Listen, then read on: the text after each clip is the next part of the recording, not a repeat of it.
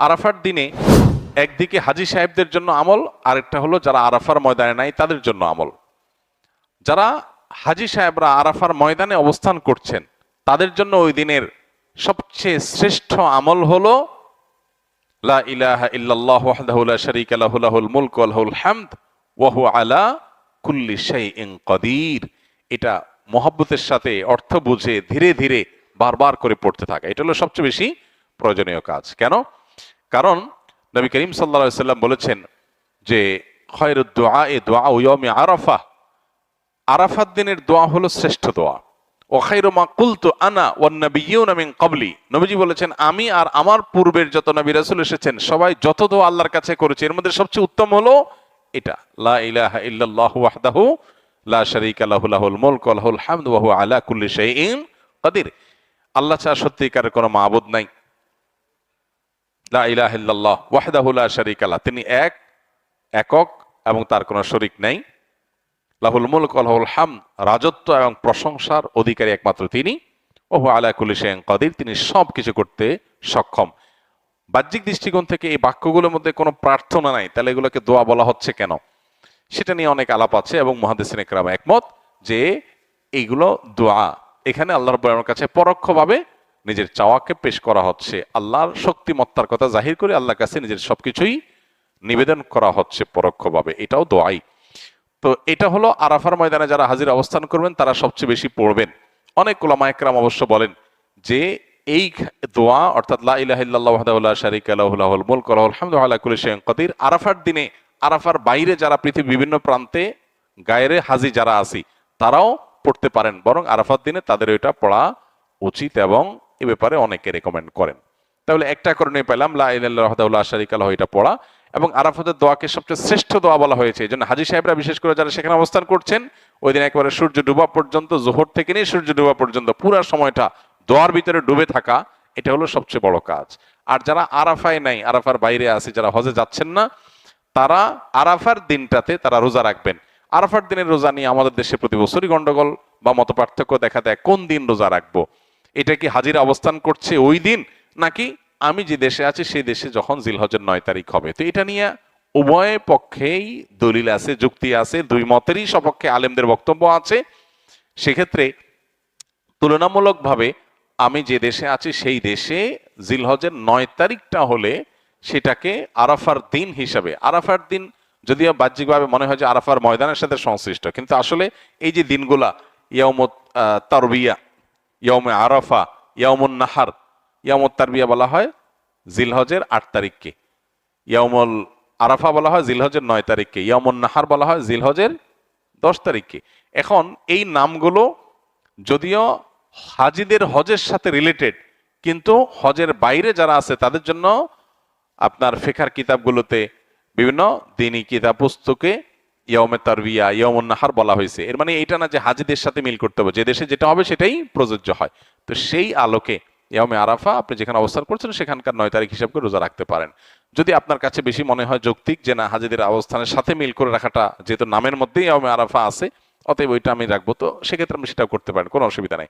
কোন কোন রেওয়ায়েতের আলোকে জিলহজের প্রথম 9 দিনের প্রত্যেক দিন রোজা রাখা উচিত, কারণ মামিন আইয়ামিন আল আমালুস সালিহু ফিহিন্না আহাব্বু ইলাল্লাহ মিন হাযিহিল আইয়াম, বুখারীর হাদিস রয়েছে। এই দশকটাতে এমনি নেক আমল করা উচিত। অতএব নফল রোজা আপনি প্রথম সবগুলো দিন রাখতে পারেন, তাহলে আর কোনো ইখতিলাফের ঊর্ধ্বে এমনি উঠে গেলেন। অতএব আরাফার দিনে আরাফাতের বাইরে যারা আছে তারা রোজা রাখবেন, আর আরাফাতে যারা আছেন তারা কি করবেন?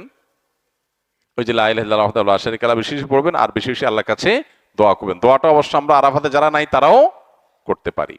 জিলহজের প্রথম দশক শুধু কোরবানির পশু কেনা বেচার দশক নয়, এই দশক ইবাদতের দশক, এই দশক আমলের দশক। নবী করিম সাল্লাল্লাহু আলাইহি সাল্লাম বলেছেন মা মিন আইয়ামিন আল আমালুস সালিহু ফিহিন্না আহাব্বু ইলাল্লাহ মিন হাযিহিল আইয়াম। কিলা ইয়া রাসূলুল্লাহ ওয়ালাল জিহাদু ফি সাবিলিল্লাহ? ক্বাল ওয়ালাল জিহাদু ফি সাবিলিল্লাহ।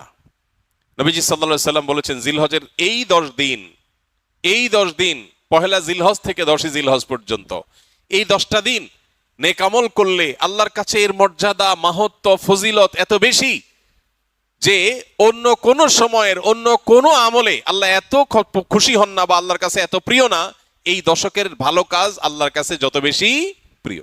এই দশক উপলক্ষে আমরা 10টি কাজ করব। জিলহজের প্রথম 10টি দিন এবং এই 10টি রাত রমজানের পরে ইবাদতের সবচাইতে গুরুত্বপূর্ণ, তাৎপর্যপূর্ণ, ফজিলতপূর্ণ দশক এবং মৌসুম। জিলহজের প্রথম দশকের যত গুরুত্ব কোরআন হাদিসে এবং সালাফে সালেহীনের আমলের মধ্যে বর্ণিত হয়েছে, আমাদের সমাজে এই 10টা দিনের ইবাদতের ব্যাপারে মানুষের অবহেলা যেন ততটাই চরমে। ইসলাম জিলহজের প্রথম 10 দিনের যত গুরুত্ব, যত তাৎপর্য বর্ণনা করেছে, এর ছিটে ফোটাও আমাদের সমাজে সচরাচর চোখে পড়ে না। আমরা কোরবানির পশুর হাট কিংবা গরু ছাগলের আনাগোনা দেখে জিলহজ মাস আসছে সেটা টের পাই, অনুভব করতে পারি। অথচ সাহাবা ইকরাম রিদওয়ানুল্লাহি তাআলা আলাইহিম আজমাইন তারা জিলহজের প্রথম 10টি দিন ইবাদতের ব্যাপারে এত বেশি মাশগুল হতেন, এত বেশি রত থাকতেন যে তাদের বাজারে ঘাটে জিলহজের প্রথম দশকের আলামত বোঝা যেত। সাহাবী আবু হুরায়রা রাদিয়াল্লাহু তাআলা আনহু এবং কোন সাহাবী জিলহজের প্রথম দশক এলে বাজারে যেতেন শুধুই তাকবীর পাঠের উদ্দেশ্যে, কোনো কেনা বেচার উদ্দেশ্যে না। উদ্দেশ্য ছিল বাজারে গিয়ে বাজারে দুনিয়াদারিতে মগ্ন মানুষগুলোকে জিলহজের প্রথম দশকের ইবাদতের ব্যাপারে স্মরণ করানো। এজন্য বাজারে গিয়ে এই দশকে বলতেন আল্লাহু আকবার, আল্লাহু আকবার, লা ইলাহা ইল্লাল্লাহু, আল্লাহু আকবার, আল্লাহু আকবার ওয়া লিল্লাহিল হামদ।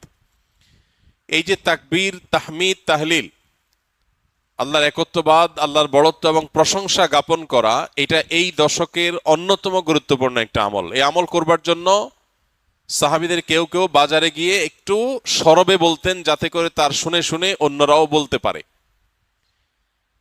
মিডল ইস্টের কোন দেশের কোন এলাকাতে একটি চমৎকার দৃশ্য জিলহজের প্রথম 10 দিন উপলক্ষে দেখা যায়। সেটা হলো বিভিন্ন বাসাবাড়ির গেইটে, গ্যারেজে, বিভিন্ন সুপার শপ, শপিং মল, ছোট বড় দোকান ইত্যাদিতে ছোট্ট একটা ডিভাইস সেট করে সেখানে তাকবীরের অডিও অনবরত চালু করে রাখা হয়। মৃদু ভলিউমে হালকা আওয়াজে যে তাকবীরের ধ্বনি চালানো হয়, এটার উদ্দেশ্য পথচারী বা আশপাশ দিয়ে যারা যাবে তাদের জন্য স্মরণ হয় যে এই দশকে নবী আলাইহিস সালাম নির্দেশ করেছেন ফাকসিরু ফিহিন্না মিনাত তাকবীরি ওয়াত তাহলিলি ওয়াত তাহমিদ। এই দিনগুলো যখন আসবে এবং তাকবীরের তাশরিকের আইয়ামে তাশরিকে যে দিনগুলো আছে সেগুলোতেও আল্লাহর একত্ববাদের বর্ণনা লা ইলাহা ইল্লাল্লাহ বলার মাধ্যমে, আল্লাহর বড়ত্বের বর্ণনা আল্লাহু আকবার বলার মাধ্যমে, আল্লাহর প্রশংসার জ্ঞাপন আলহামদুলিল্লাহ বলার মাধ্যমে বেশি বেশি যেন করি আমরা। নবীজি নির্দেশ করেছেন তোমরা এই দিনগুলোতে বেশি বেশি লা ইলাহা ইল্লাল্লাহ, আল্লাহু আকবার, আলহামদুলিল্লাহ এগুলো পাঠ করবে। এই জন্য ভাইরা আমার, আমাদের কর্তব্য হলো জিলহজের প্রথম দশকের ইবাদত, এর তাৎপর্য, এর আমল, এর গুরুত্ব, এর মাহাত্ম্য এই সম্পর্কে সমাজে জানাশোনা যেন বাড়ে, সচেতনতা যেন বাড়ে।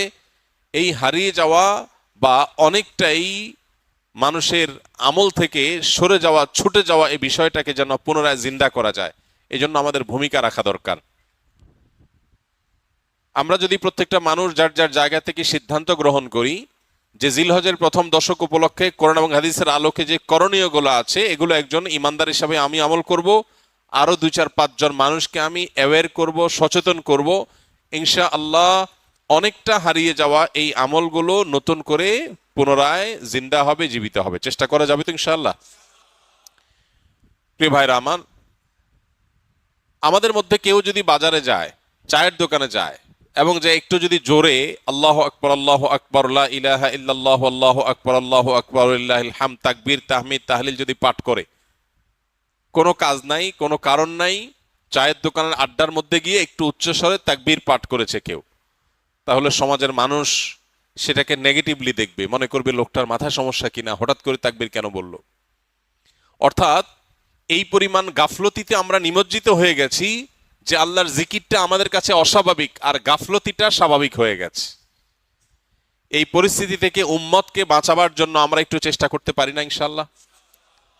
স্কিলের ভাইরা যারা আছেন, বিশেষ করে ছুটি হয়ে যাবে, বাড়িতে যাবেন, ঘরে যখন একটু প্রবেশ করবেন, ঘরের লোকজন বিভিন্ন কাজে আছে, একটু মৃদু ভলিউমে, ডিস্টার্ব করার মতো আওয়াজে না, একটু মৃদু ভলিউমে আপনি যদি তাকবীর বলে উঠেন, হয়তো আরেকজনের স্মরণ হবে ইনশাআল্লাহ। আমরা এখানেও যে কয়দিন আসি আমরা বাহির থেকে এসে রুমে প্রবেশ করলাম বা কয়েকজনের মধ্যে প্রবেশ করলাম, তখন যদি একটু সরবে পড়ি এই উদ্দেশ্যে যাতে করে অন্যের স্মরণ হয়, তাহলে হয়তো আমলটা জিন্দা হবে। জিলহজের প্রথম দশক উপলক্ষে আমাদের সবগুলো মনিটরে ইনশাআল্লাহ এই দশকে তাকবীরের ধ্বনি উচ্চারিত হতে থাকবে মৃদু ভলিউমে, যাতে করে অন্যদের স্মরণ হয়। এই সবগুলোর উদ্দেশ্যই হলো জিলহজের প্রথম দশককে আমরা ইবাদত এবং আমলের একটা দশকে পরিণত করব ইনশাআল্লাহ।